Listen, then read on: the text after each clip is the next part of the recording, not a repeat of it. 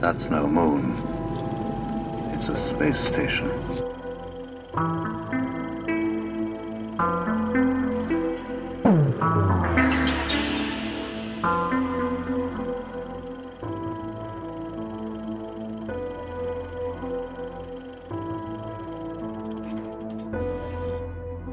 Hey guys, welcome back to the show. As you may notice, Aaron is not with me again today. So his mother has cancer and she is currently about to transition. So he is there by her side right now.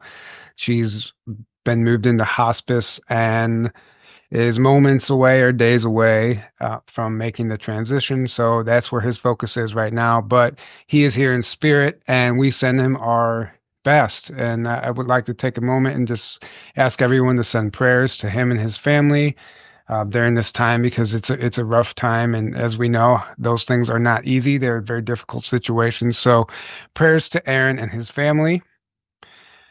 Okay, before we get started, I also want to just remind everybody that tickets are available for our conference. As everybody knows, we host a conference every year in Grafton, Illinois. It is called Rebels of Disclosure. This year it will be May 12th through the 15th. And we have a great lineup. I'll actually share my screen briefly to show you guys, who we have on the ticket for this year. So we have Zaysan, who is a Plagarian contactee with an incredible testimony. Lily Nova, Patrick Riley, Laura Van Tyne, Daryl James, Secret Space Program whistleblower. We've recently added Melissa Morton, Sean David Morton's husband. If you know Sean, he just recently passed as well. So she's going to be carrying on his legacy and sharing some information that he didn't get to share while he was still alive. Alex Bloom, Susan Manwich, Ed Spina, Leah Ray, Nikki Anna Jones, Arcturus Ra, and Sherry Divban. It's a fantastic lineup. Tickets are still available. You can find all that information at journeytotruth.online. That link is below in the description.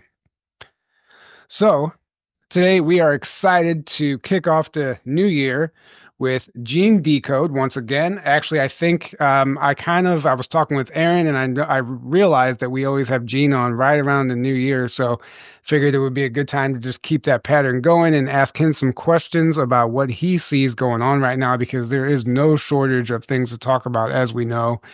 And first, before we jump into this, welcome back to the show, Gene. Thank you for inviting me, Tyler. It's great to be here. Prayers to Aaron. Sorry you couldn't be here. So you're both such fine gentlemen, but this is the nature of the situation, and it's hard to get the information about what Mel Gibson said on Joe Rogan that does work. So I recently had a situation myself, and I used that, and I do cleansing every 3 weeks and 3 or 4 or 5 days. I don't let it go to 28 days because from the shedding, the nanotech self-assembles and it hatches out inside your intestinal tract. And so I did that. And so for the first time after using that, when I got to the Epsom salt part of the cleanse, usually by that time, after 2 quarts of salt water, I'm going completely clear when I have my movements. In this case, when I got to the Epsom salts from the regular salt, I had what looked like black dirt come out of me. And so that's obviously the nanotech and other materials. I was burning in my entire digestive tract like I was on fire for the last half year. A lot of the time, that's all gone within a week of doing what Mel Gibson said, the stuff that he said with Joe Rogan, and it does work. So, but like we were talking before the show, it's hard to convince the normies, to not go the traditional route of the cheme stuff and the radioactive stuff and all of that. It's unfortunate. I have another person I know that lost their wife, so same thing. Couldn't convince them to go this route, and it's just, I saw a military document that's been sent to me that the population of the United States, I don't know if this is accurate, but this document showed it will be dropping by the end of this year to 80% less than it is now. So, and worldwide is 70%. So, and the Davos group is saying the same thing, that the population of the world's going to reduce drastically. So they're, did this to the Georgia Guidestone's goal. And it looks like a lot of that is true. So back to you, Tyler. Thank you. Right. Unfortunately, yeah. It's like we learn about this stuff when the damage has already been done. And this is something that, has been the case for years now. These programs, by the time they get disclosed or declassified to us, the damage has been done. The people have, we're just left in recovery mode. And that's where we're at now. So, okay, yeah, we find out about it after it's too late, but that's what we're here doing. That's why we're here doing what we're doing, spreading this information on shows like this. And there is no shortage of things going on right now. I'm just going to list some of the stuff I wrote down just because, like, it's, we're barely into the new year, and we've had the New Jersey drones, the mystery fog, the LA wildfires, potentially clearing out a path for a 15-minute city in 2028. We have the Stephen Greer whistleblowers just getting ready to be released and sharing all this information about crash retrievals, including hybrid breeding programs and human trafficking, which I wasn't actually expecting to hear them say, but that's what they're going to be talking about, is including living and non-living biologics, or whatever they call them. They can't say beings for some reason. And then we are right on the brink of Trump's inauguration, and he's talking about, merging Canada with the U.S. and potentially, purchasing Greenland, and maybe even doing the same with Mexico and pushing that border down. Kash Patel and the Trump administration is hammering down on the deep state. Israel and Hamas have declared a ceasefire and a hostage release. RFK Jr. is making America healthy again, removal of fluoride in food dyes, and a whole bunch of other things, including cures for cancer, are going to be very publicly known, I think, in the coming year. Major shifts in the financial system and, future of space exploration is in the spotlight again. So we can cover any one of those things, but I guess since we're right on the, days away from the inauguration, maybe we can start there. And Gene, I'd like to get your opinion on what's actually happening behind the scenes with this transition of power, and what does it mean for our country? Oh my gosh, it's hard to like you said, to cover everything. It's so massive. So with Trump putting in the External Revenue Department and the tariffs, want to remind people, before the Federal Reserve, we have on my website several decodes on the Federal Reserve and the Titanic, and how that took the United States, that with Nixon finally off the gold standard, and they wanted to take it all the way to central bank digital currency, digital currency. And so this would get them complete control of everything you could purchase or not. They could delineate precisely through some credit score or something, social credit score, what you could buy, where, and it completely hides everything they do. So there would be no way to track all of these deep black projects. And now with Dr. Stephen Greer, the technologies that the whistleblowers are talking about, like the TR3s that have a power supply that is about the size of a shoebox, that develops terawatts, not megawatts, not gigawatts, terawatts of power from zero-point energy, the Kashmir effect, going into the quantum level. There's, from what I understand, 10 to the 95th grams per centimeter squared energy at every Planck distance. So they originally normalized that out of equations, because when they measured that actually in Russia, the group that it's named after, they found that much energy, which is at the Planck distance. They said that can't be, and it had come up in formulas before, and they did what's called normalization, where they figured out if that were in a cubic centimeter, how much to remove from all the equations. So when they look out in space and see a vast expansion of space taking place and it's accelerating, they go into this dark matter and dark energy that doesn't really exist at all. It's made up, it's the dark forces wanting to have credit for stuff. Right. It's actually just gravitation and electromagnetism and the Kashmir effect of energy and matter coming in at the quantum level. And They said that's more energy than the entire universe converted of all mass added to all the energy. That's impossible. I mean, all of that I think is 10 to the 50th somewhere in there, and this is 10 to the 95th power. How is that possible? So they normalized it out. It's in physics, there's two types of infinity. Something that's very, very, very infinitely small in an equation, you can just discard it because it's not relevant. Something that's massively huge, that's called a nasty infinity. And so they normalize it out. So then when they look at all that expansion, because you removed it from the equations, you can't explain it. So you have to come up with things like dark matter and dark energy. It's the same thing they did with the strong and weak nuclear forces. And now the color force is to name things that they don't understand. And all you're seeing is gravity near a black hole, a mini black hole. And so all of these technologies tap into all of these forces and what it really is, and that's going to be coming out. The free energy is going to be coming out. Anti-gravity was, as Dr. Greer has said, was conquered in 1952 by the U.S., by the NAZIs. It was done in 1930. So they had a deep space program. So plus Dr. Greer has said he actually saw a limb regrown in the dump, and I'm aware of that technology as well. So that healing technology will be coming out as well. There's so much to look forward. The IRS, I feel, will be relegated to the depths of the deepest pit, and it'll be the ERS. Tariffs is how the country was funded up until the Federal Reserve, as I was talking when I started.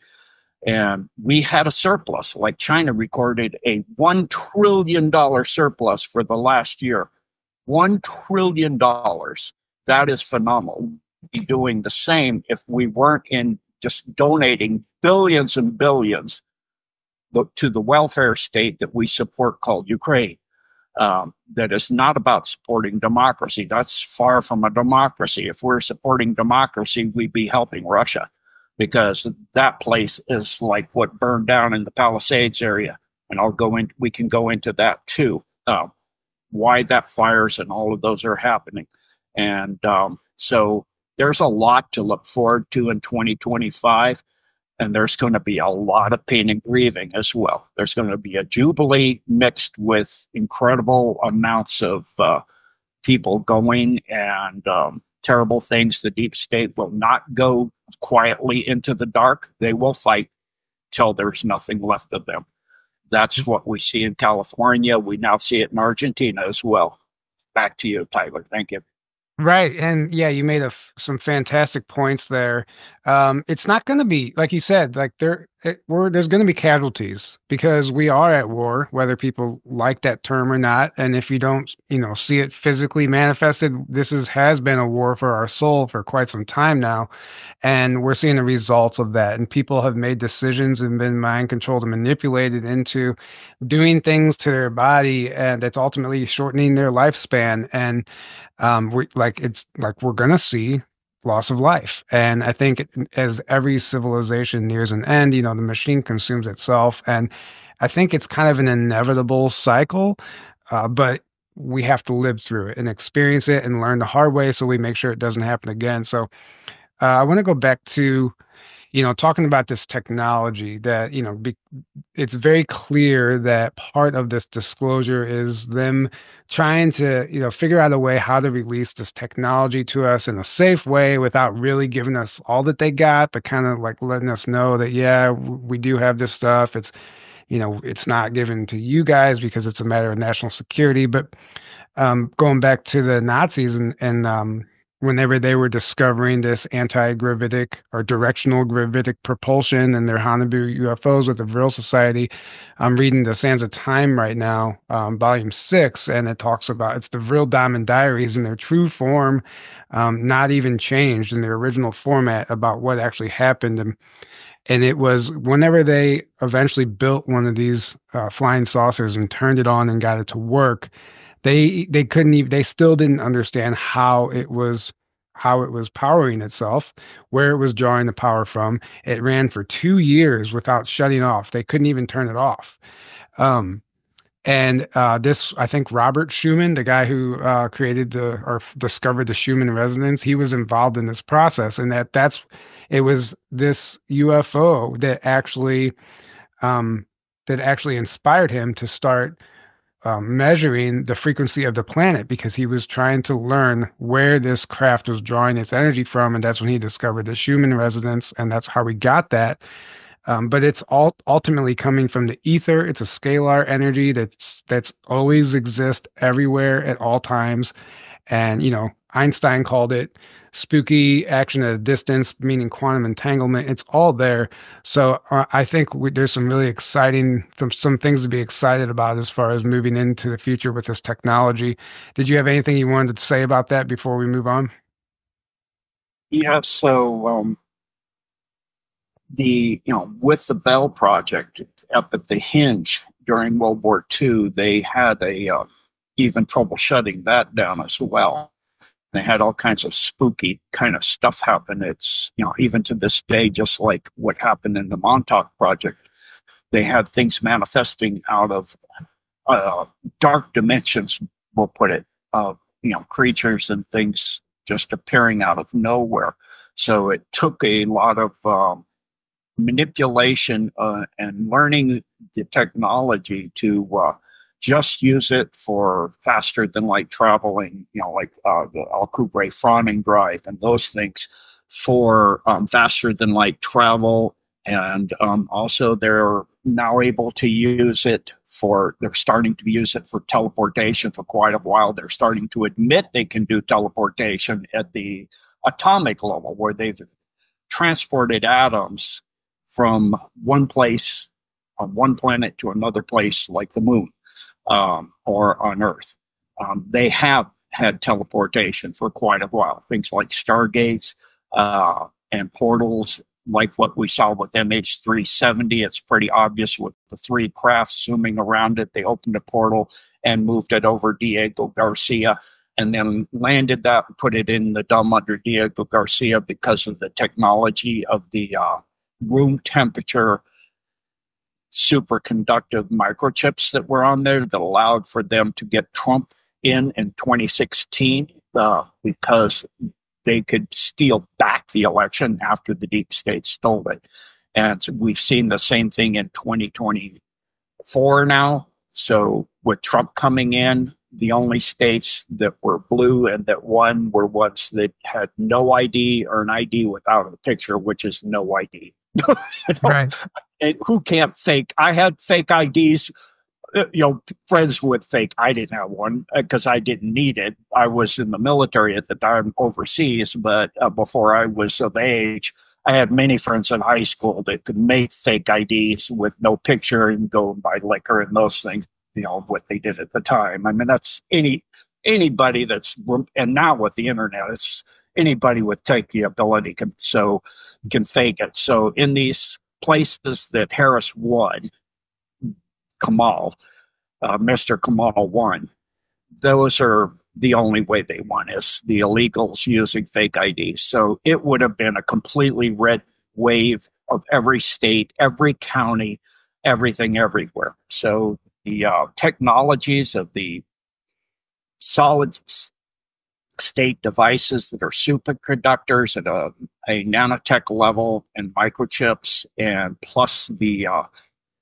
teleportation, plus the free energy, plus the anti-grav, all of this is going to come out with the whistleblowers. The deep state's trying to steal it and trying to do what has been named, it's not what they call it, but what has been named by the common media, the mainstream media, as Operation Bluebeam, and they've tried some test runs on it in South America and in places like Estonia and the Baltic states and those things, and it didn't come off very well because the shockability of people about that stuff, I think they've waited too long. They've so preconditioned people about non-terrestrial groups that, yeah, there's good ones and bad ones, and okay, which ones are these? People are just going, which ones are these? They're not all freaking and running around like they did with Orson Welles' broadcast back on radio where it interrupted like it was live, and there's, you know, Martians and all of this, and people were saying they were actually seeing them, because if you put something in somebody's head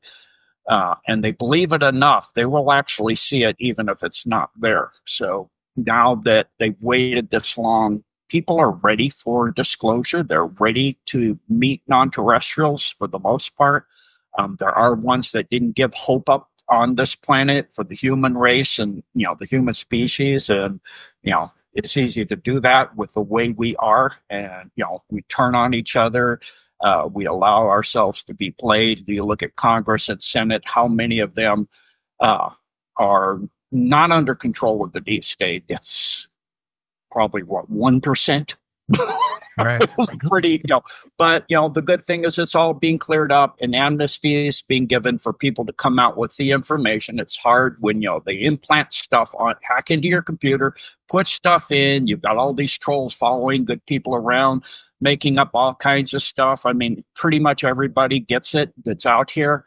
If you haven't got it, I'd be surprised. I was watching a video of the most brilliant man, highest IQ ever measured, and his theory on the universe. And he was saying how he's attacked by trolls. He's tired of it. Everybody gets infiltration. The deep state infiltrates and knows, because they had Project Looking Glass, what groups to infiltrate before they even happen. So, you know, this is the nature of what Trump is cleaning up in the swamp. And he has said, I caught them all. Very recently. So that means exactly what that means. A lot of those homes in the Palisades, if you look at the vehicles, you have a whole lot of collector vehicles that are burned. These people are, a $30 million home is nothing for them to replace. And to hire drivers to drive those vehicles safely, or to do what Paris Hilton did or tried to do, to hire her own firefighter brigade. You know, so they have massive income and massive wealth. And what's that is all about is now, as that's cleared out, will become incredibly obvious to everyone. And those also, there's other things that what's under there is going to be tied to more hidden technologies that's under LA too. So ancient stuff deeper down. Back to you, Tyler. Right. So, okay, let's focus on these fires a little bit more then. Who do you think, now this is the whole controversy, right? Because I've heard theories like this is another deep state false flag attack. I've also heard theories that it's like the white hats trying to flush out the rats, you know? I don't think the white hats would intentionally burn down an area to do that, but we don't know we don't know what's happening behind the scenes, and, you know, which moves are being made and their reasoning for everything that they do. But what is your opinion as far as who actually started the fires? Do you think it was a deep state effort? I think it started just for the Palisades and Malibu area, for the ones that have already been Gitmoed, that already said they had 19, et cetera, that we saw wearing the tracking device that's looks like a flip cast, rigid feet and all of that. That's why those cars weren't moved. They weren't there. You see many homes with no vehicles there. They weren't there. They either left beforehand or they've already been Gitmoed. So there's that. However, then, of course, the deep state was ready, and they did stepped in and expanded it because, like you, I don't think they would allow innocent people, and, you know, all the fire insurance being canceled and all that. That's all deep state, and it's all in the 15-minute city area, and the high-speed rail that's going exactly through all the rest of the areas of the single-unit homes that they want to put high-rises and 15-minute city stuff, and for also the high-speed rail for the 2028 Olympics. It all fits perfectly, and it's exactly what we saw in Lahaina, and nothing's been done there. No one remembers it anymore, I guess. There's no building, no nothing. Nobody's allowed in there still to this day. It's still a devastated area. And we look at the money going to Ukraine, and we look at the money going to these people. Again, it's $700-something again.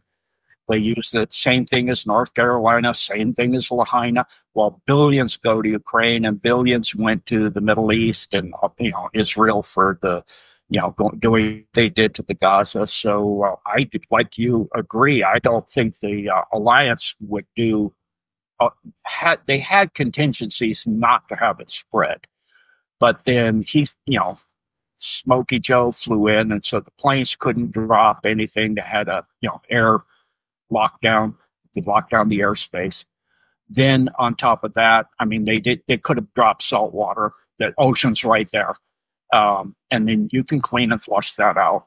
But they're saying, it'll contaminate the soil. Well, more than all the debris and the burning cars and all of this chemicals and all of that stuff, not even close, as Trump would say. So it's revealing all of the tunnel systems. They're connecting all of those homes, P. Diddy's home, all of them, the Playboy Mansion, to a vast underground network. And so, there are at least 24 children that have been rescued from those tunnels during this time. And then that's tied to deeper tunnels that I talked about long time ago on Linda Paris, with a reptilian city that was found way back decades, over half a century ago now, underneath LA. And so that's advanced technologies and things that line that they have been holding on to. And so this is all part of disclosure as well, let alone the homes that burn. They've already been in there. Those people that may get both, the alliance has already been in there, Trump and all that. And the FBI has already been in there and grabbed all of the proof. So the deep state's wanting it to be burned, and they're okay with it being burned, but big surprise, deep state. All the information is already gone. It's interesting because, we see Lahaina and North Carolina and the Palisades, even Paradise, California, when that happened, and the other fires, objectively, they're beautiful areas, right? And there's a lot of beautiful things about the land there. But it's interesting if you kind of zoom out from a grander perspective, it seems like these areas that are burning are actually, it's like the planet doing some sort of purge, because they're actually the darkest areas energetically because of what's going on there with the deep state and underground tunnels and the trafficking and all that stuff. So is it very much like saging your home? It's like purging the land. There is, yes, there's loss of life and loss of homes. And like I said, there's some very beautiful things about every place that burned. But energetically, maybe we could look at this as it's being cleared out. And, maybe maybe the 15-minute city doesn't get implemented and something different happens with this transition of power. And, they're going to always tell us their plans. So we co-create that reality and manifest it for them. So they want us to believe that's the case. But what if we can change that? What if we shift our mindset and don't allow that to happen? And I think it's anyone's guess what's really around the corner as far as disclosure and exposure of these truths whenever Trump gets in. Yeah, I'm glad you mentioned that. We can change that. And so I've been doing this for years of we envision individuals and groups can come together and envision something wonderful replacing that. And Elon's talking about growing homes. So you could have crystalline technology homes that are grown, that are beautiful living organisms of crystalline beautiful structures and things like this, like they have in the inner earth with the Argarthans and the Shimbalans, and several other groups do this as well. And they, the Alliance has ships that are grown in space too, that are sentient beings. Yeah, so Elon said that actually? Yes. Well, I didn't know that, but that's incredible if that's the direction that he's thinking, because, yeah, we know this stuff is possible. And yeah, exactly. It's very reminiscent of the inner Earth civilizations or the craft that they were here grown in space. I did not know that. So I'll keep my eye out for that. So, okay, what is your opinion on Elon? Because he's such a mysterious figure. Some people claim he's not even human. He's an ET, maybe a cyborg or synthetic. He's been replaced. He's a clone. He was deep state, then he was approached by the Alliance, and he's changed sides. Is any of that true? I feel it's one of two. because of the drastic change of who he was to who he is. It's either a cyborg or he found God in Christ like I did. I was, before I came online, I had issues like all of us do. And when I was young, I had issues, and I found God. And then just before I came online, Christ actually came to me, and I changed my life around. So I feel that anybody can do that. And they can envision beautiful things and beautiful futures. And like what Elon's saying, Lockheed Martin also has technology to grow craft that can go faster than light. So those technologies are in place on this planet by regular, everyday, scientific, minded, very intelligent individuals that are in the deep state, technology scientists that can find God in Christ and come back and be healed and, do a little bit of repenting and then come back. And that's the gift of Christ. And that's how all of this can be turned around. And, Trump is very solid Christian. A lot of people say, he went to the Wailing Wall, he wears yarmulke, all this other stuff. If you're at his level, or he was in these groups, you do not get to be a president unless you've been an insider. And you can't burn it down from the inside if you're not on the inside. Right. As in, I'm talking about burning down the deep state and ending it. And so, like Mata Hari and other people, they had to do extremely distasteful things against their morality and against their heart and their soul. But it's the only way we can get this horrific, deep, dark, satanic evil off of this planet. You've got to infiltrate it from the inside and then change it from the inside so that you expel the negative alien agenda from the top that controls it, and then all the way down to those that are getting paid off to what is they call crypto,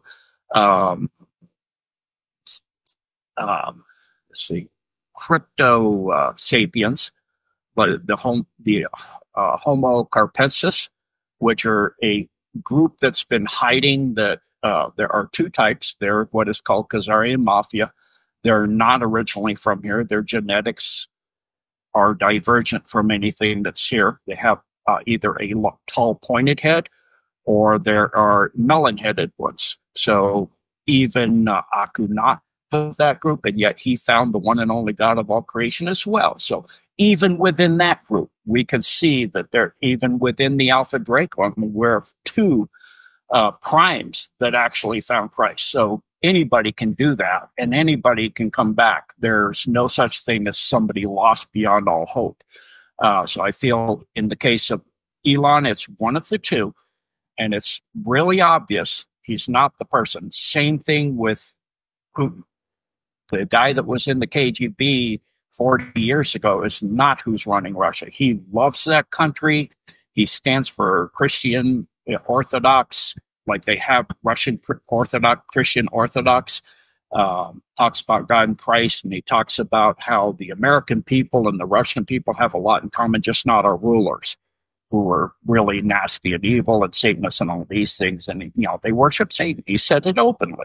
Right. And so it's pretty obvious. You look at the narrative of people like Blinken and things. We did everything right in Ukraine.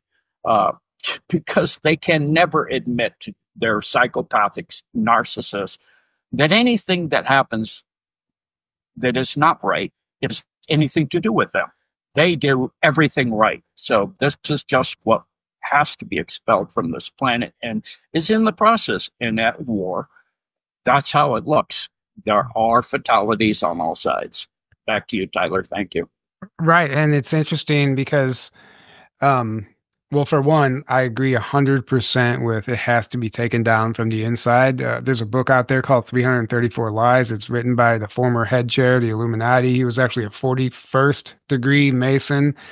And he left and essentially escaped and wrote this book. And it is kind of a very disturbing book because it's from the mind of one of these people. But he says in his own words, the only way literally the only way to take it down is from the inside, because you have to know how these people think, because they are psychopaths, right? And they actually don't believe that there's anything wrong with what they're doing. That's the problem. That's why they'll never admit it, because they don't see anything wrong with it. They've been so groomed and programmed. So, yeah, I mean, it's amazing that everything's finally starting to surface, and people are being exposed and things are being cleaned up. But I think we're in for a rocky ride, and it's not going to go without pushback, and I would expect to see that in the coming days for sure. You mentioned inner earth, and this is just something I find very interesting. So we probably should have started with this. And I did want to have you let our audience know even like who you were, because we have new people listening every day. So you have a background in the military as a Navy SEAL, and I just find it very fascinating that you have come from that world and have been exposed to, and not only believe in it, but know about these classified programs, inner Earth civilizations, deep space programs, all of that. And I would be curious to, pick your brain about what you've been told or what you know about the inner Earth civilizations. Yes. So clarify for you, I was a high non-commissioned officer in the U.S. Navy. I went on my first submarine was Special Forces Navy SEALs. And so I got very interested in that. It was a diesel submarine, and in those, the qualification path is extremely hard. And so I didn't have time to do anything but that until I was qualified. I was a lettered in cross country in high school and things, and very, mountain climber, rock climber, skier, since I was able to walk, and a very fit person. And so when I got into the military in the Navy, volunteered to be a SEAL, but at that time you had to have 20/20 vision without correction. So they didn't allow it. Was during Vietnam. And so I went on a Special Forces Navy SEAL submarine, and I was enthralled watching them train. So on my second submarine, when I went back through electronics school, I went to a SSBN, ballistic missile nuclear submarine. And I immediately stationed out of Hawaii. You pick up the ship in Guam, you have 2 crews, blue, gold, and you switch out crews and off crew. At that time in my career at a lower rank, I had much more time. And so when I got back to Hawaii after my first patrol on what they call a patrol, where you take a submarine at sea for missile launch notification at any time for 3 months, you have 3 months off after that. So I immediately went to the Pearl Harbor people for the, that run the gym and all of that stuff. And I said, is there a high-end martial artist like Navy SEAL that I could train with? Because I don't want regular dojo martial arts. I want the real thing. And they said, amazingly, your timing is pretty incredible. There's a guy teaching in a Quonset hut just outside the base towards the ferry landing. And I said, where and how do I find him? So, I immediately began classes with him. He was immediately, because the day I watched, the first time I went, I just sat and watched quietly in the back to make sure it's what I wanted. And that's, for people have asked me, how do you know what martial arts and what instructor do that? To sit and watch a class quietly and to see if there's all kinds of medals and stuff all over the wall and trophies, or if they're about teaching the art and it's not about, presto belts all the way, rainbow belts and all of these many, many belts. So, I sat in the back, and he then came back and he said, you're very quiet, very respectful. I saw you bow when you come in, all this. And he said, are you interested? I said, yes. And he said, told me what it took to, get a gi, get this, get that. So the day I was going to start, my car came in, and I rode my bike down to, when I was pick it up at the piers, and when I crossed the alleyway, a car clipped my back of my bike, and I slid on my wrist band I wear when I'm biking until I got halfway across the bridge, and then I slid on my thigh and tore half the skin off from my knee to my hip. I tore all the skin off on the outside, so I just pulled my bike out of the road, went down into the Alloway Canal. The tide was in, and I washed it out, and then I went and picked to the bathroom when I got to the pier and washed out with soap and water, wrapped it with a towel, picked up my car, threw the bike in the back of the car, and went to class. And I put on my gi. Of course, it's white, and halfway through, we're training and doing what were called let's see, grab arts, where a person grabs you and you do a series of techniques. And he came up and he goes, stop, come here. And he said, who did that to you? Did what? He goes, look at the side of your right side of your gi. And it was bloody, the whole right side. And he goes, come in the back. And I go, no, I just had a small biking accident. And he goes, small? And had me take my gi down. And he goes, holy smoke. And he goes, let me tape that out, on the seal. And I know how to stop the bleeding right away and all that. So he did all that. And he said, you're going to go a long way. So after we're done, I want to talk to you personally. So he took me as his personal, kind of like what they call a Padawan in martial arts, similar, like in Star Wars, for the rest of his life until he transitioned as well. So that was 76 to 87. I had him as my personal instructor.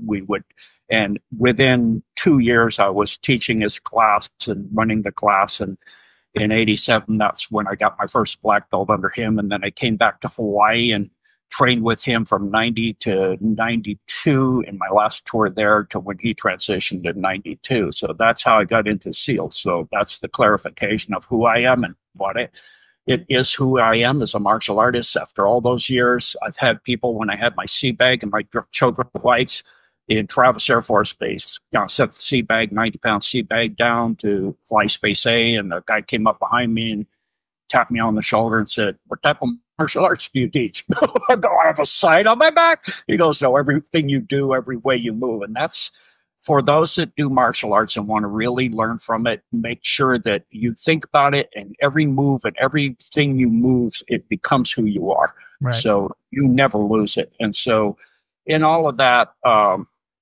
going back to where we were, while I was, that then put me in a path for being on Special Forces submarines. So my third submarine was a kind of op submarine where we had a spook on board. And by that time, I was in a high non-commissioned rank. And he came to me after all of the briefings, even the war room briefing, and he said, we're going to be loading gear. I need to talk to you personally on the submarine that your division is going to be connecting up. And I'm like really confused when he told me what we're connecting. I'm like, submarines aren't supposed to be doing those kind of things. From my understanding, this is for Cold War. And he goes, yeah, okay, whatever. Just do it. And so it became quite obvious during that op, I was having to plot where every submarine on Earth was. And all the Soviet submarines, at that time was the Soviet Union. And I'm looking and I'm going, we know where all the Charlies and the Victors and the Hen-class hotels, Echoes, Novembers, all of this are. So they obviously know where all ours are too, because we share technology. I know Kissinger sold them the lace so that their ballistic missiles could hit something besides the broadside of a state. They could hit, have a ability to aim the missile and have it very precisely do what they want it to do. Otherwise, they're not a viable enemy. So I've become aware that probably the Cold War is a farce. And he goes, yeah, it's a complete farce. We share everything. And so while we were out there, we were doing things. And because of the amount of time in sonar and in control room, when you're there, you have speakers that hear all of what's going out through the hydrophones, everything that's going outside the ship in the oceans. And I became aware of what all the oceans of the world sound like. So at a certain time, the submarine did a certain thing up in a certain area of the upper latitudes of the oceans. And then shortly after that, I heard something come back from the seafloor, which is bizarre. That was not organic. And then suddenly, shortly after that, I was aware I didn't have to plot where submarines were anymore, kind of obvious. I would go to radio, and the one radio man with my clearance, like with a spoon, would hand me the message of where everything is, and I'd plot it. That stopped, and I was aware the ocean didn't sound right. I went to the guy. I go, I'm not plotting today? He goes, no. I go, what's wrong with the ocean? It's broken. He goes, what do you mean? It doesn't sound like we're on Earth. He goes, you'll figure it out. You're smart. We're aware of you, by the way. That doesn't sound like a good thing. I better stay a little bit lower. in profile. And he goes, no, they're not going to mess with you. It's been a hands off. There's a hands off, been put out about you. I'm like, I didn't ask why. I don't want to know. So, I became aware of a lot of things from that time on. And that's when I really started becoming aware on that submarine, a lot of bizarre things that we were doing. And then the following and that one after that as well. And SSBN was my next one after that, but it was doing things that SSBNs definitely are supposed to be there to launch their missiles, not doing what that one was doing.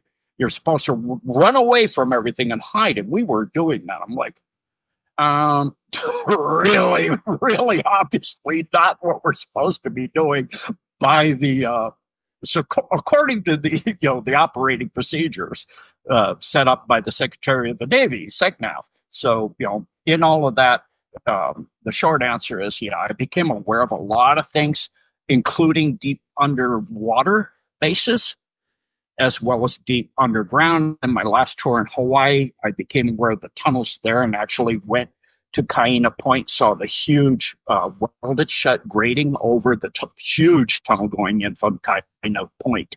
And I climbed that cliff free. By that time, I could climb free easily, the entire cliff with a student of mine, and showed up on top of that. And, Greer's just mentioned, I think lately, that there's a tracking facility up there that's recently built. No, this is 92 when I climbed that.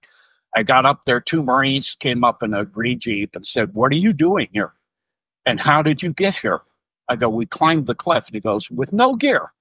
"Yeah, that's what we do for training." He goes, "Training? What kind of training are you doing? Attempted suicide?" I go, "No, it's easy." And they go, "You can't be here. This is a top secret facility." And I could see all the radar and, phased arrays. It was really obvious. And I thought on the inside, I said on the inside, not anymore unless you kill it as a top secret. But, so then at that point, they took us in the Jeep and took us down and off the base up there and released us. I go, "Well, I can just climb down." They go, "No, we got to make sure that you're off." I go, "You're taking me the wrong side of the island. I have to go around a point now." "Well, that's what we're going to do. So you'll know not to come back up here." I go, "Well, thank you for, dropping us off." And so again, that then opened my eyes so that once I retired, I started driving all over the country and I, looking for the obvious things like where I am now near an Air Force base about 2 miles out in the cottonwood trees in a marshy area, are big, huge concrete square or rectangular pillars coming up about 30 feet above the swamp with access covers on them. And at the edge of the Air Force Base are very tiny buildings with back-sloping roofs. And then, of course, massive amounts of phased arrays on that base, and it's a space base. And so, and there's several space bases near it out, going out from the Front Range towards Kansas and Nebraska that I've stumbled across as well. So when you're looking at that, you go, yeah, it's just like Stargate, where they have emergency exits in case it's been a foothold situation. They're compromised. They need to get out of there. So it's incredibly obvious. And, going up in, coming out of Gunnison, Colorado, driving up, there's a place called Grand Mesa. And as I was driving up there through the forest, I was looking out and you can see air vents coming up out of the ground in the forest along the side of the road, the highway. I'm like, yeah, air vents for the ground in the forest. It's kind of obvious. So you learn to look and you learn to investigate and then research and how to research. And, through all of that, of decades of research, I've become aware of a lot of things. And then I did have 2 times an actual encounter after I retired with non-terrestrials. One almost killed me with a Borgia, and then another one. And then a couple times later, I was actually, well, I'll let it go to you first. Back to you, Tyler. Okay, so yeah, I appreciate your explanation of all that and how you even started, putting these pieces together and following the breadcrumbs. And, the signs the evidence of the underground bases is very much hiding in plain sight. And once you know what to look for, I mean, we drive past this stuff every day, right? So, uh, going back to, the inner Earth civilizations and stuff, just briefly for somebody who might not know, like, I kind of explain what you know as far as like the Hollow Earth and the Agartha network and what's going on down there and how they are actually playing a role right now and what's happening on the surface. Yeah, so that was into my research in understanding, I have always, since I could first read, wanted to know. I didn't read too much fiction. I wanted to know the nature of the universe and the Earth and the planet we're on. And so I started researching, and early on, before they started teaching continental drift, I was looking at maps, and I went to the teacher and I go, looks like these fit together. They go, no, that they work together. I go, then why are the oldest rocks like here on one continent and another piece of it on this other continent, way across the ocean? Then shortly after that, they were teaching a faulted tectonic drift theory of the Earth remains the same size. And it's evident, you can see with the east coast of the Americas in Europe and Africa, they fit. People don't look because the Pacific Ocean is so massive. And big chunks of it, Australia and part of Antarctica, were part of what was known as Lemuria that fit into the Pacific Basin, and the entire planet was one contiguous surface with inland seas over the top of the surface of the one singular plate that was inside and outside. So if you look, and they've done this in the space shuttle in space, where they spin a ball of water with material inside it, it becomes a toroid that's hollow in the middle. And the material that's lighter density goes to the surface due to the spinning forces, centrifugal in those forces. And the denser stuff goes to the center. Well, in the atomic chart, if you look at the denser stuff, you're talking nuclear materials, plutonium, thorium, uranium, etc., which, if you get enough mass of it, you can start a fission or a fusion process.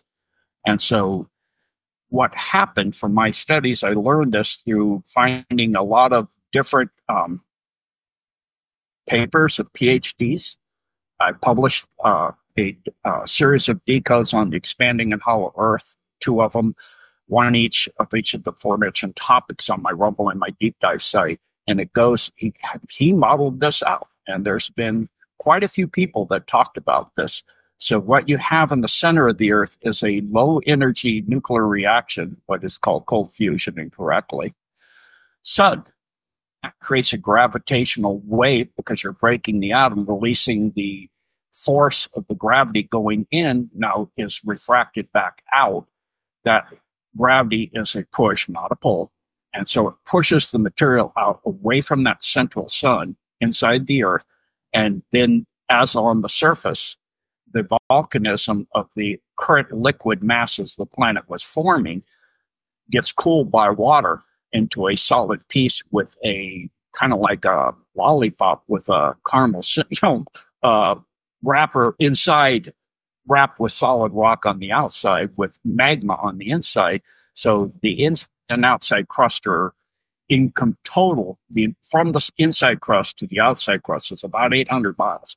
And you have 1,200-mile openings at both poles. And so Admiral Byrd actually flew over and went inside both of them at different times, one after World War II, one just prior to World War II. He met with the Agarthans. They escort him. Their ships have what looks like a swastika if you're not paying attention. It's right. Rotating, the arms are not so it would rotate counterclockwise, they're clockwise, because that's an ancient Buddha symbol. It's also a symbol, like you can take a square and draw kind of cat a corner, another square, and connect corners and make a 2D representation of a cube on a piece of paper. That's a 3-dimensional object represented on a 2-dimensional object. Well, a swastika is a 2-dimensional representation of a 4-dimensional object, what's known as a hypercube. So which goes interdimensional, like the craft do that they have. That's why they put them on those craft. They are a galactic civilization. Every time the surface beings deploy their world, the surface of the earth, they come back and teach basic skills like farming and the wheel and the basic, technologies, the lever, the screw, those types, the wheel, etc. And so they have, for the most part, not messed with the surface people. And so, of course, when Atlantis and Lemuria went to war, and the Lemurians knew, so a whole group of them were able to go and hollow out and get inside Mount Shasta that goes all the way down to the inner earth as well. And quite a few breakaway civilizations have done that. So you have quite a few of them inside, all the way to the inside of the earth, from Mount Shasta or Mount Kalesh, the Valley of the Moon, as well in the Himalayas. Those are all ancient civilizations that work in unison with the Agarthans and the Shambhalans, a whole group of Indians. When the Atlantis finally completely sunk, a part of it is Greenland. There's technologies there. That's why Trump's rumbling about wanting to get that. Art of the deal kind of thing is what he's doing. Mm-hmm. And then also you have part of Atlantis went inside the earth and became peaceful and became respectful of others. And so the Agarthans and the Atlanteans and all these inner earth groups have realized now, with the negative alien agenda groups here, that with the scalar weapons and the directed energy weapons and the technology that the dark side has, the entire solar system, galaxy, and universe, because scalar waves increase their devastation as they go out. It doesn't decrease, it increases massively. And so non-terrestrial groups were contacting them saying these weapons that the dark side, the deep state, is using on the surface of the earth will destroy your planet in entirety. Plus, the level of blood sacrifice is starting to create and the time anomalies they're creating through time travel of trying to create their new world order by changing the past is causing, it's getting ready to cause, like what they showed in Doctor Strange and in The Flash and in series, many others of that Marvel series, where the universe could actually, this universe and parallel universes with it, could collide and annihilate each other. The scalar weapons combined with the blood sacrifices and bringing up beings like through CERN and all this other stuff is causing a situation where we're looking at a total occlusion of more than one universe. And it needs to be stopped, and you need to get involved, or everything goes in. Your planet will be nothing but rubble, like what happened in the electric wars in Lyra long ago, before you were even on this planet, before there was even a Milky Way, and that was bad enough. So a whole fallen galaxy you reside in that's going counterclockwise and tilted 55 degrees. So, that has been in progress to heal that, and it's being pulled back from where it came from to Andromeda, and it's starting to heal, and all that can be undone. So you need to get involved. So they are now getting involved. That's why the first thing they did is starting to help and create an alliance an Earth alliance to clean out the tunnels, to stop the blood sacrifices, and to stop the usage of the scalar weapons. Right. So, yeah, thank you for that beautiful explanation of everything, the Hollow Earth, the Agartha network, and actually, you answered the question beautifully. So, okay, this colliding universe theory, the show Fringe as well, like that was kind of the whole premise of that show, that there was going to be some point where these universes collided and it was going to mean the end of civilization for both universes. And they were, racing to stop that, and they did, and it involved time travel and going to the future, whatever. Like literally, like the Adjustment Bureau type of thing, or the Temporal Management Command, which we just learned about from Dan Cooper. Groups of people that work for the Navy and other factions of the private sector, going and making adjustments and course correcting our timeline whenever deviations are made, and to prevent this from happening. And I do very much think that the Alliance effort right now is doing that. This is much more of a temporal war than most people are ready to even admit. I don't think, the subject of time travel is finally making its way into the conversation a lot more. And once people understand the reality of not just the reality of time travel, but the fact that we are a time traveling civilization, that we've had access to this technology for decades now, potentially going back to the 1800s with Nikola Tesla, it changes everything, and it actually helps make things make a lot more sense. And I think, this is very much of a temporal war. Time travel's involved, and space operations are involved as well. And I want to go back to you. You mentioned a lot of these space bases that are underground. And when you say space base, are we talking about a base with a Stargate that takes you off planet, or are they actually launching from these bases covertly in a cloaked craft? Are they using dimensional shift technology and traveling in a different dimension entirely? What's actually going on there? Well, it's quite frequently the case. The answer is all of the above most often. And in this case, it applies. Right. They're doing all of these. They have jump gates. They have standard stargates. They have portals. When you go through the entrance, especially the Arctic entrance into the Earth, when you exit that, because of the massive energy field of the negative energy of coming out from the central sun that goes out the Arctic. It's actually the South Pole, not the North Pole. South Pole is negative. It's a negative charge because the positive pole of a compass points at it, which means opposites attract. That's a negative pole, or the South Pole. If you look at a battery, you say the South Pole, the North Pole, which one's north and which one's south, by the way we've decided to look at it. So as you transit, the pole is actually above the pole, the Earth, and it moves. And so if you hit the precise location of that, the energies are so massive of the energy tucking back into the Earth that come out through the equator. It's a U4 toll rate. So you have energy coming out of the equator, and it rolls up and down to the poles, depending on if it's positive or negative. It creates eddy currents as it does that. It separates at the poles. It creates what's called St. Elmo's fire. And then the moving field goes up, and then it tucks and goes into the poles. You have what they call rods of energy coming out of the equator, and then a cone of energy, the cones of the poles, putting the energy back in. So as you exit, it gives you a massive energy potential to do a jump ultra-dimensionally, or even there's different types of travel. You can even go ultra-dimensional or intra-dimensional, where you go to parallel universes. So you can jump to other universes. You can jump to other places in this universe instantaneously this way.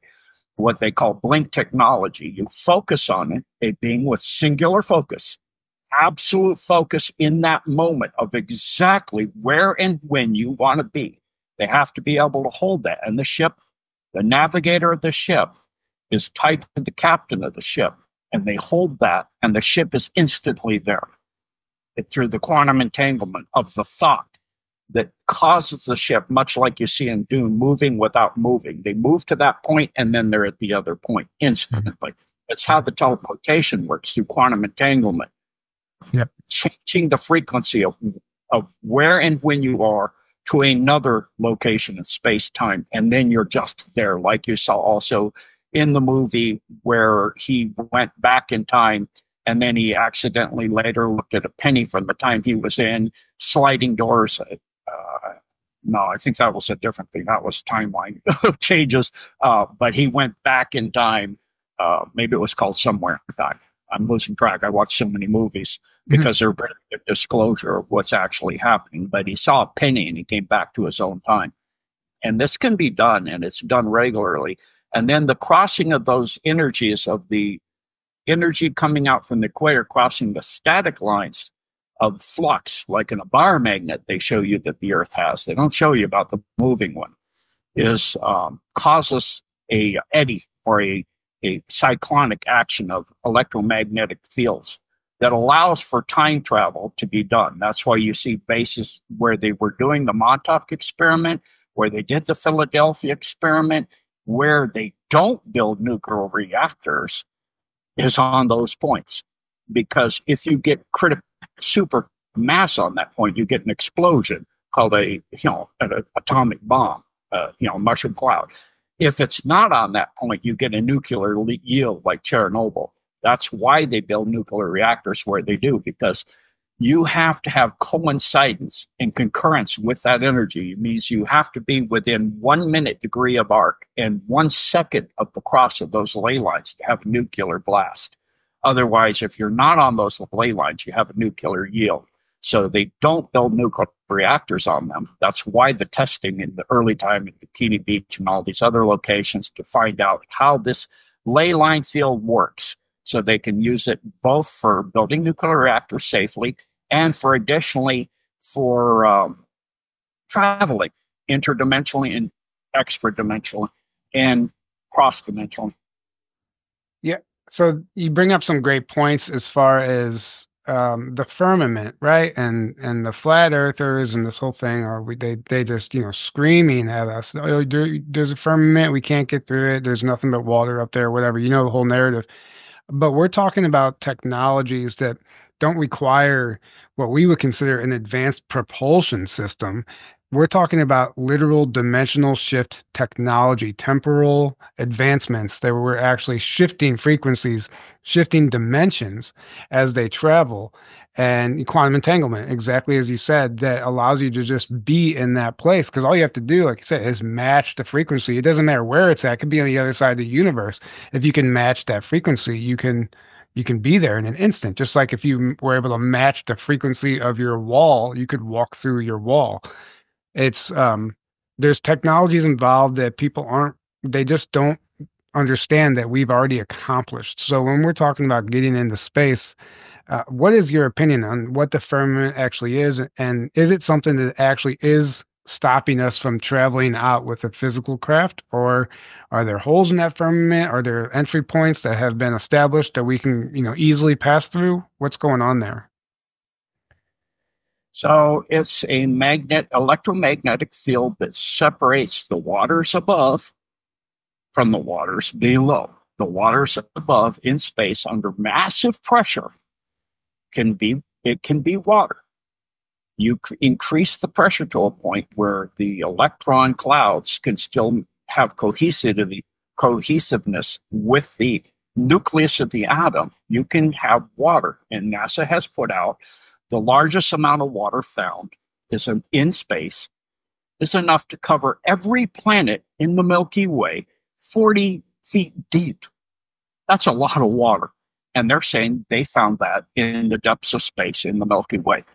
So the waters above under this massive pressure, the temperatures are phenomenal. So because of that, you have to have an energy field separating something at basically the temperatures of organic life on Earth. So it separates it. But like you said, energy matching, if you frequency match, everything, like Tesla said, is about frequency and vibration. Ninjas learn it at a high level where they can walk through a wall. Mm-hmm. I've actually, in a meditation before a class, I was doing a technique where you rotate your body sitting in a full lotus position and charge all your chakras. And I started sinking into the floor, and I realized it, and I quickly changed the direction of vibration before I solidified halfway into the floor. Because your conscious mind is not your friend at that time. It'll go, you're inside a floor. So then you would stop and you would solidify partway through, like what happened on the Philadelphia experiment. Right. Where ship, when it materialized, people were passed through halfway through the bulkheads and things like that, or through their bunks. So the technology to pass through the Van Allen belt was mastered by the NAZIs in the 30s. It's not something hard, and once you have that technology, you can create an energy field around any craft, even if it's made out of tinfoil, like what they sent to the moon, and it'll isolate it from a vacuum. It'll isolate it, so you can walk around and expand it out like a force field, like they do in Star Trek, and walk around by the domed field and be fine. And so all of this, what people are saying, we can't get through it, and all of this, no, not. And, they keep going on about also the firmament, the ice wall. There's many, many, many bases in Antarctica there's a huge amount of open areas due to the thermal, the high activity of thermal activities, where under the ice and in an entire area that's ice free. And there's cruises you can now pay a few $1,000s and sail all the way around Antarctica, and they take you up, you camp out up and walk up into these areas where there's no ice at all. And, the NECIs have been doing it. Groups have been doing it before even they did it. And so a lot of what people are putting out, they're not understanding, in the case of the Bible, the terms flat and level. It means if you pitch your tent, you want it flat and level. You're talking to shepherds and people like this and farming, and flat and level is rather important. So flat and level, and the earth has four corners. Well, if it's round with an ice wall, then it doesn't have four corners. Don't take everything so literally all the time. Also realize in the process of going from Aramaic to Greek to Hebrew or to Old English to Middle English, there are words that don't even exist. English language is sad when it comes to describing things. Many languages are much more definitive. So if you look at the up in the Alaskan areas with the Native Americans in Alaska, they have hundreds of words for snow because it's their travel. You got to know if it's corn snow. You got to know if it's boilerplate snow. You got to know if it's sugar snow. Well, I don't have to keep putting a descriptive term in to more than one word to describe it. You just have one word for that type of snow. So, for example, love in Greek, you got more than one word. And the same thing goes for describing the earth. There are different words used to describe different things very precisely. So in describing it, the book of Enoch is taken out on purpose because it is full of non-terrestrial encounters with craft, like a wheel within a wheel and a cherubim, like what looks like a TR3, in other words, but it's round instead of triangular. It has these wheelie things of light and all of this stuff. Yeah. So you're talking about these technologies the inner Earth people have had millions of years. Millions and millions of years. And they've been there, and they've been galactic with galactic civilizations, traveling with them, living with them. There's groups in the inner Earth that are not from this galaxy even, and peacefully, because that is the way of 96% of all beings and planets and groups and species out there. They're peaceful and God-loving and know about they call the one God she, and they are peaceful and peace-loving and God-loving beings, and they're not violent, although they have incredibly high technologies, because they know that you do have the dark groups that follow fallen angelics and other creatures. So they have technologies that are so far advanced. Some of the species have technologies to protect themselves that no one else knows, because when they use them, the enemy is just gone. They're just not there anymore. So, all of that is to explain the nature of the Earth, the firmament, the structure of the Earth as a toroidal living being with a counter-rotating energy, where the energy goes counterclockwise as it rotates down and clockwise as it rotates up. But realize the Earth is flipped upside down because we're a fallen system.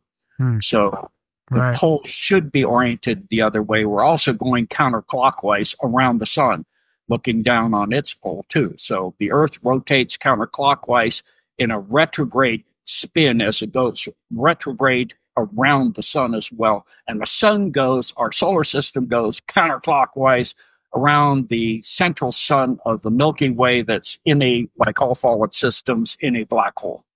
Back to you, Tyler.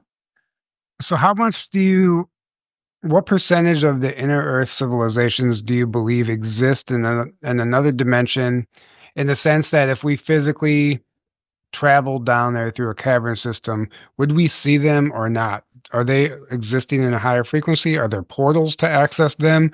Or obviously probably both, all of the above, as you said earlier. Is that the case? All of the above again.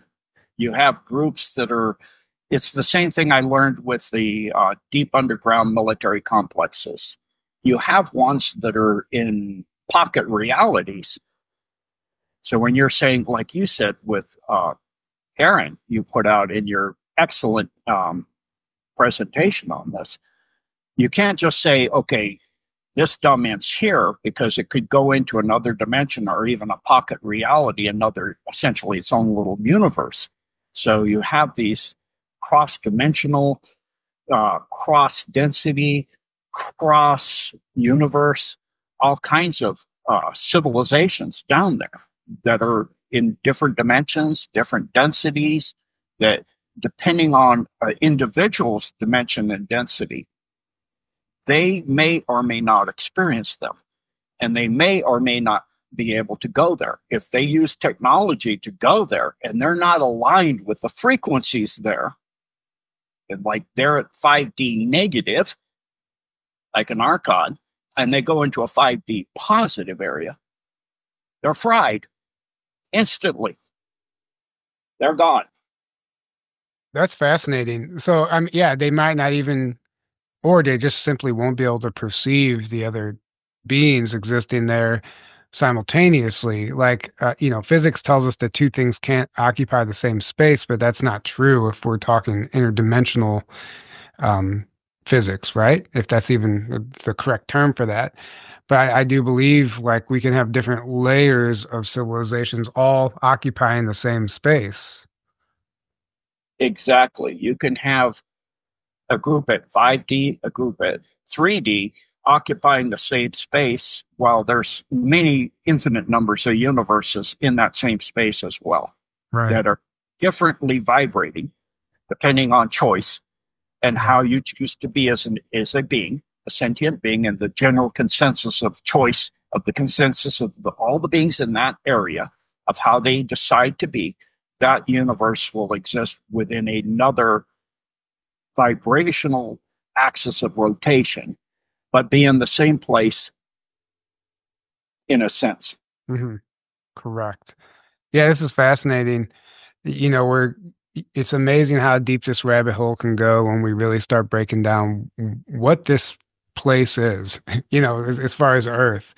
And, whenever going back to like the inner Earth thing, whenever Admiral Byrd said the land beyond the poles, the flat earthers like to run with that and say, oh, it's the ice wall. But he was talking about the land beyond the poles, meaning within the planet, right?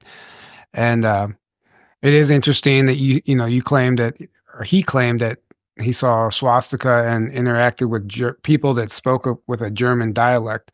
So it makes you wonder about, the Aryan race and the book, The Coming Race, and the Vrildam, and where all that stuff came from. And I don't think there was always ill intention behind the development of that technology. I just think it got into the wrong hands.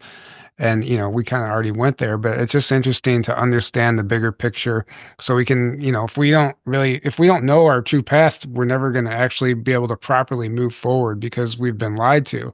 So it's amazing. We're living in some amazing times, and maybe we could bring this back to the surface a little bit. I wanted to get your opinion on what do you think is truly behind, Trump wanting to merge the US with Canada?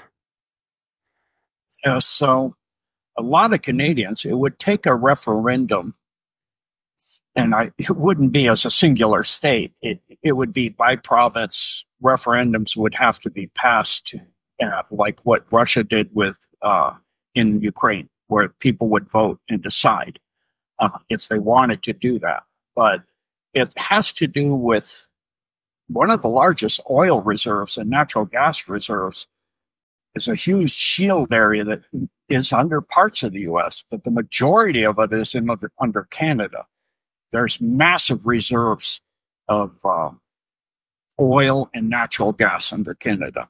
And of course, he's a drill, baby, drill. That's a big part of it until these free energies come out. Then additionally, there are technologies, pyramids, which are technologies, in Canada, in various mountainous areas, especially up in the Yukon and areas like that, and entrances to the inner earth as well, that he wants to be able to have access to.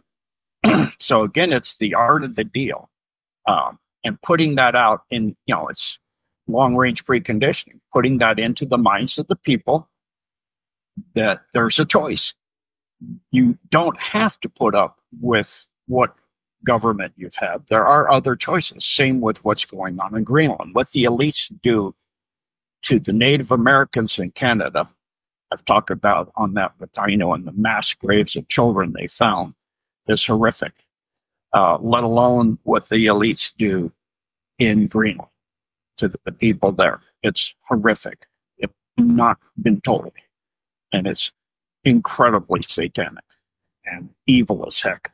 Mm-hmm. And then, of course, the technologies there that connect from Greenland to the new northern territories in Canada and certain mountainous regions in the eastern parts of Canada.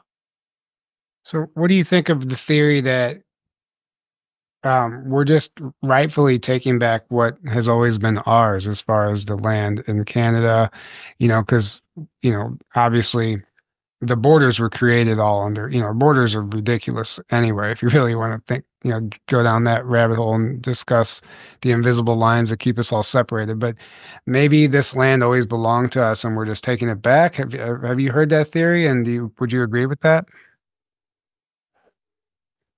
Actually, the first sentient species on this sphere, radial being called Earth, originally it orbited Tiamat, and it was a moon of Tiamat called Kingu, before it was displaced when Tiamat was destroyed and brought into orbit where it is now. And then later the moon was a space ark brought here and locked into position as a space station to by negative groups to control the Earth as part of a soul trap situation, as well as many other things.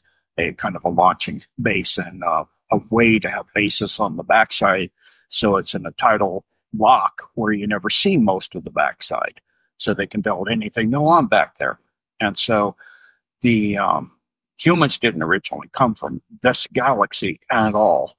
And so the beings that were originally here is actually correctly stated by, Carrie Cassidy is correct saying that it was the raptors. And then when the Draco came here and engineered the huge carnivores like the T-Rex and other such species, the dinosaurs started to have the reptilian types started to have severe problems. And that's when the war down here started. And that was about 300 million years ago. So that was the beginning of them trying to wrestle it away from the raptors, and then humans were involved in that at the same time. We were here. At that time, Atlantis was, for the most part, not very developed, but Lemuria was quite developed and very technologically advanced and spiritually advanced. So in all of that, the human species, has gone through a series of forced moves. So however, it's been recognized that the surface basically is bequeathed to the human species. So the Homo carpensis have been hiding amongst us as well as mankind which is another creature. It's a chimera, but it's interbred with the human species quite heavily now. And so you have all of these interneted kind of, or spider webbed things mixed into each other. So it's sorting this all out now. Like Trump calls it the swamp, or if you look at the back of the dollar bill, or the front of the dollar bill, the spider web with the spider in it and the owl and all that other stuff. It's sorting all of this out to who owns what. And, you know, it's like the Gaza or any place in the Middle East, you go, who owns it? Well, how far do you want to go back? It's ours, it's ours, it's the Native Americans. Well, even before the Native Americans, you're talking Lemurians. Before that, you're talking Hyperborea. Before that, you're talking Ugar and Hilaria. You know, it just goes back and back and back. Right. But again, you have basic species. So it's been decided for the most part by the Alliance that this planet should belong to the human species. Interesting. Yeah, that's a very fascinating approach. The raptors, you know, this is something that's come up through a number of testimonies. You know, Captain Mark Richards, even his ex-wife now, she has talked about encountering the raptors through him. But there's been even like game cams that have caught what look like velociraptors, and whether or not that's fake or real, I don't know. But I think they do still reside here. I think there is a hominid, like a bipedal humanoid hominid type of raptor. But I think there might be even an actual velociraptor similar to what we've seen in the movies as well. Do you agree with that? Absolutely. You also have, you know, what they call Bigfoot. Right. That's actually just a species that they've said is no longer here, it's gone extinct. Several different ones, actually, that are the Neanderthals that never went and Cro-Magnon types that are different types of those. There's other ones as well. And they're actually interdimensional capable beings. They can, by their own abilities within who they are, they can travel interdimensionally. Right. So, you know, that's why they track them, and then they just suddenly can't find them and the tracks disappear. They're very peaceful, and they're in remote areas because humans are not very nice. They like to hunt them and others. So all of this goes into, you know, the different, why, you know, who owns the planet again. So to relegate areas for those species, the Sasquatch, or whatever you want to call them, the humans, etc. Right. So one last thing before we start wrapping this up. Max Spears, I'm sure you're familiar with him. He used to talk about land in the South Pacific that is, you know, cloaked from human civilization, that would essentially be what we would understand as Jurassic Park, where they're doing genetic experiments. You know, they have, you know, dinosaurs still exist, and you know, animals and creatures that aren't supposed to be real exist, but they're just in captivity on these land masses that have been hidden from humanity. Have you heard anything of that nature? Oh, yes, absolutely. Absolutely true. And the deep state even has technology, as does the Alliance, to hide within energy fields entire islands. Right. And bases. Yeah, that's one thing I think that you know, the flat earthers make a good point when they talk about flight patterns and, you know, why don't they just go this way and that way? Why don't they take the shortest route? Well, I believe that there are cloaked land masses that the pilots are basically they're averting. You know, they're directed to go around these land masses because it's not because the earth is flat. It's because there are no fly zones because of continents essentially that we aren't supposed to know about. Exactly. They don't want certain things known. And additionally, flying over those vast fields of energy can interfere with the technologies of the aircraft that, you know, make the aircraft stay in the air. So it's dangerous for an aircraft our aircraft are pretty darn fragile. It's essentially an aluminum can. It's not much stronger than an aluminum can. You fly a jet aircraft with a bird strike and it takes the plane out. Right. It can crash a plane. It's certainly not going to fly through a steel building.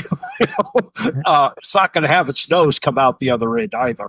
So, if you look at our aircraft, even technologically, flying through energy fields like what they're using in Ukraine for the Su-25 and 27 that the Russians use, the technologies, the jamming technologies, that would crash a commercial craft.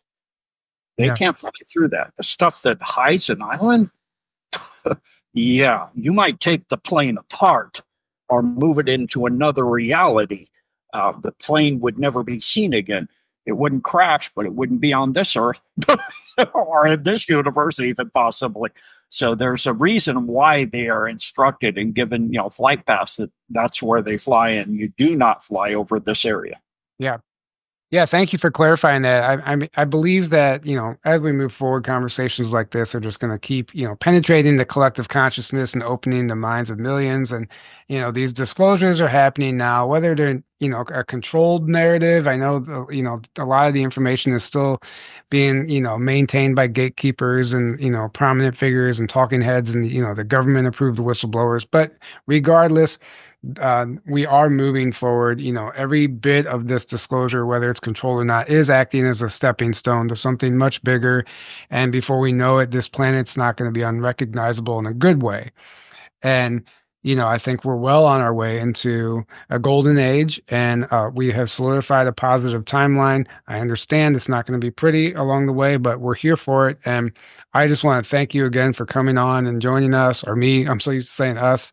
Unfortunately, Aaron couldn't be here today, but thank you, Gene. And did you want to leave us with any last words before we wrap this up? Yeah, I wanted to share with people real quick the document I did on expanding Earth so people can research that for themselves. It's on my Rumble Real Gene Decode. I got this information, as you can see here, is the core of where it comes from, the Earth Continental Drift Theory pioneers. Robert Mantovani, 1889-1909, Earth Expansion and Continental Drift. And I have documents showing from these various pioneers. The big ones are Professor Sam Carey and Dr. James Maxwell. So here's a long list of people, and I show the models they came up and show the proof for the fact that the Earth is expanding in the continental drift and how it actually works and all of that. And then I would say, the next thing and the closing thing I wanted to say is be careful of what you say and what you think, because you're setting a frequency within yourself. And we're coming to what's called a shift, or as they call it, the Masonic ring or the coronal mass emission event. And in that, there will be a change in frequency alignments. The two timelines, actually three, there's a crossover timeline in between the Armageddon line and the positive golden age line that we're currently on, where people can cross back and forth through how you decide to talk and be and think and envision and pray and act with every single thought, feeling, deed, action you do. So if you're a person that's trying to be kind and considerate and respectful and keep your business to your business and envision good things for the earth and the people and the land and the planet as a whole, and technologies coming out and peace on earth and no more wars, you wind up setting a positive vibration for yourself that others passing you will vibrate, and you will come together as a cohesive whole on a planet that is cohesive in that manner. And when you come outside the CME, you will be in the golden age. We're processing in that way now. It's not very far.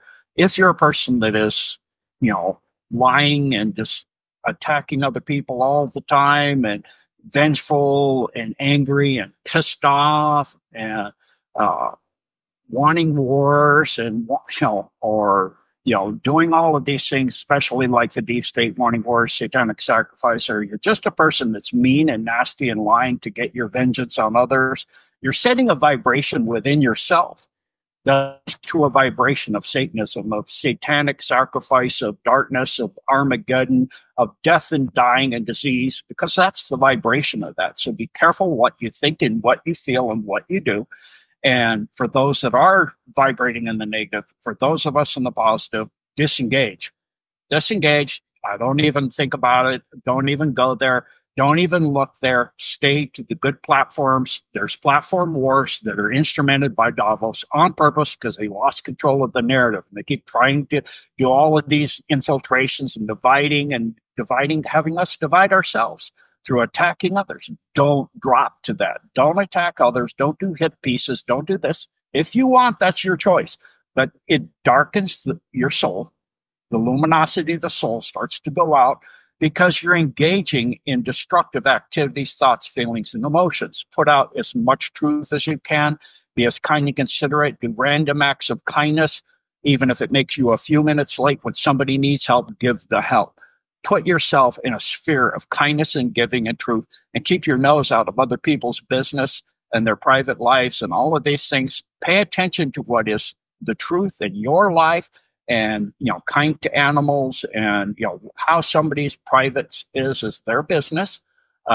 That's how they are dividing the truthers, is getting, well, this person's that, or this person's doing that, and get us to attack each other. There's so much going on in the world to not be worried about some one individual here or that individual there. Yeah, there's the P. Diddy thing. That's a world level thing, because what was going on there is frazzle drip and everything else. And it's about the children. And then, of course, you have the big groups, even bigger groups, like, the big ones in the politicians and, all of that. P. Diddy's big. He's at the Epstein level. They're all part of that same thing. And the Richard Branson thing that I came out on, Kirsten W. and the A-list and all of that. So all that's coming out, and you can report on that. Be careful not to focus your energies all the time into something so negative. Even the horrific stuff going on in California. Watch animal videos, and you'll see animals rescuing each other and how the animals are changing, and people doing really kind things for other people, and do that too. When you have old clothes, I have an old down jacket that I was sitting in front of the fireplace, and I can put my hands in the flame, and I didn't think about the fact I'm wearing a down jacket and a nylon covering, and I put my hands in the flame for 15, 20 seconds to warm up, and I melted the jacket. So I patched it, cut the melt off, and give it to a homeless person. Do things and think kindly and respectfully and loving of other people. And if they don't resonate with that, just walk away somewhere else. Do the things like Tyler and Aaron are doing, and other podcasters that aren't attacking other people. There's so much other stuff to report. There's so much knowledge coming out. The disclosure, the end of the situation in the Middle East, the collapsing of the situation, 100,000 defections this year in Ukraine, their armies falling apart. It's the end of the Bandera stuff coming to an end. That's a good thing. The wars, they're advancing constantly. Almost the majority of the Ukrainians are just throwing their weapons away and running. And that's a good thing. So they're not dying anymore. They're, being taken to Russia and all this. So we want to have the end of conflict, the end of war, the end of killing, the end of death. There's room for everybody on this planet. Do the math. 8 billion people on the surface of just the Americas. You have more than a quarter acre. If you divide it by 3, so you have 1/3 for the people and other thirds for, farms and land for driving and parks and all of this, and the rest of the earth is empty, let alone if we have technology to go to other planets that are completely free of anything of a sentient high level. So there's whole planets with nobody on it. So that technology out there, the human race would be spread so thin, you'd have to have an internet to find somebody to get married to and have kids, So there's plenty of room had those technologies been let. And so don't fall for the greed of wanting to have things like the way Mel Gibson said he lost his home, and it's stuff. It's stuff. And yeah, you have memories and stuff, but we'll make more, and life goes on. So, and even leaving the corporeal existence, you don't end. Unless you darken your soul with actions of the type I mentioned to the point you cannot go through ascension, and you're essentially fall to a point that it's done. You're stuck. You disintegrate when your corporeal vessel goes, because you don't have enough left of your soul and your inner spirit of the light of the Holy Spirit left in you. You've darkened it out of being angry all the time, vengeful and all the time and all that. So, this stuff is hard. So if you're watching all this stuff all the time, take time at the end of the day to walk your dog, your cat, hug your kids, kiss your kids, be with your family, turn off the TV, sit and talk. How's school? How are you doing? How are you today? How was your day? Find the love and compassion and truth within your family and within your home. And if you're alone, go out in nature and say hello to people and wish them good day, and hug a tree and talk to the trees and be out in God's true temple of nature, the place where you find out. So thank you, Tyler, for having me here, and God bless. Yeah, that was absolutely beautifully said. Thank you for that closing message. And we're going to go ahead and wrap this up. Thank you guys all for being here with us. We love you. We can't do this without you. Take Gene's advice and, go hug a tree and, focus on the positive things. We're in an age where things are instantly manifesting, and, your thoughts and your choices can literally mean a difference of choosing a lower or a higher timeline in every instance. So be aware where your thoughts and your focus goes. And, just see the positive future, and things will become brighter, I promise. But we're going to go ahead and wrap this up. Just a reminder, if you want to come hang out with us in Grafton in May, tickets are available. JourneyToTruth.online. We have a great lineup this year. It's a beautiful venue. It's our last year in Grafton before we move locations. So if you have been wanting to come out there and you haven't had a chance, just take advantage of that, because it's going to be a blast. We can't wait to see you guys out there. And we are going to the Cahokia Mountains again afterwards. All that information is on the website, and that is below in the description. We love you. Have a great evening. Good night. Hello, and welcome to Conference Phone. If you know the name of the conference you'd like to attend, press 1. Come on. Using your touch-tone keypad, please enter the first 3 letters of the conference title now. You've selected Secret Space Conference? If that is correct, press 1. What? You've selected Full Disclosure Now. If this is correct, press 1. Why don't you just tell me the name of the conference you'd like to attend? Rebels of Disclosure? To find the venue nearest you, please enter your 5-digit zip code now.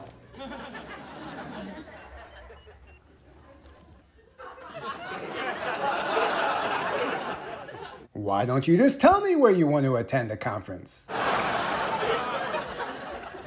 Pierre Marquette Lodge and Conference Center?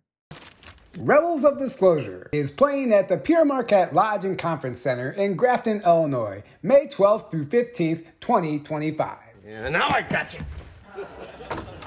If you would like to purchase tickets, please visit JourneyToTruth.online now.